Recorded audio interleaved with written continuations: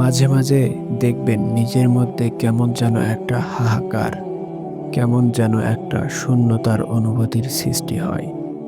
মনে হবে সব কিছু থেকেও কি যেন নেই। সবার মাঝে থেকেও নিজেকে মনে হবে বড্ড একা। অনুভূতিগুলো স্পেশালি তখনই হয় যখন আপনি অনেক দিন ধরে আপনার রবকে ভুলে থাকেন, কিংবা আপনি রবের ইবাদত তো করছেন বাট পূর্ণ মনোযোগ দিয়ে করছেন না। দায়সারাভাবে খুশুখুশুবিহীন সালাত আদায় করছেন। যখন আপনার রাত দিন পার করছেন নিদারুণ এক উদাসীনতায়।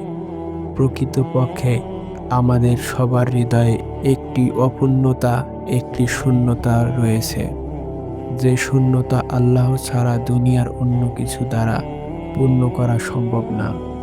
তাই নিজেই এই অসহায়ত্বের করুণ মুহূর্তগুলোতে আল্লাহর কাছে নিজেকে পরিপূর্ণ সঁপে দিন। যেভাবে সম্ভব নীরবে ফুঁপিয়ে অথবা হাউমাউ করে আল্লাহর দরবারে ইচ্ছামতো কাঁদুন। আপনার রবের কাছে যে আপনার চোখের পানি অনেক মূল্যবান, আপনি তো তা জানেন। আল্লাহ তার পাপিষ্ঠ বান্দাদের শাস্তি দেওয়ার জন্য জাহান্নাম সৃষ্টি করেছে, আর এই জাহান্নামে রয়েছে ভয়ঙ্কর আগুন, যা বান্দার কলিজা পর্যন্ত ভেদ করে ফেলবে। আর এই আগুন দুনিয়ার সাগর, উপসাগর, মহাসাগর সব কিছু দিয়ে নিভানো সম্ভব না হলেও আপনার এক ফোঁটা চোখের পানি এই আগুন নিভিয়ে দিতে সক্ষম। সুবহানাল্লাহ!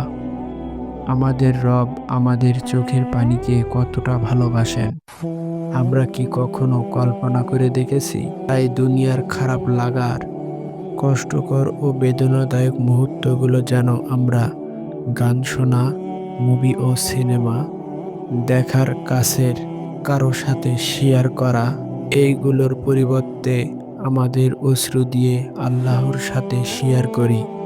কারণ দুনিয়ার কেউ আমাদের চোখের পানির মূল্য না দিলেও আমাদের রব আমাদের প্রতিটি অশ্রুর কণা খুব চড়া মূল্য পরিশোধ করবেন, যা আপনি কল্পনাও করতে পারবেন না।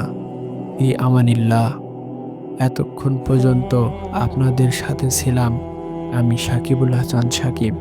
ভিডিওটি ভালো লাগলে চ্যানেলটি সাবস্ক্রাইব করে পাশে থাকুন। আসসালামু আলাইকুম ওয়া রাহমাতুল্লাহ।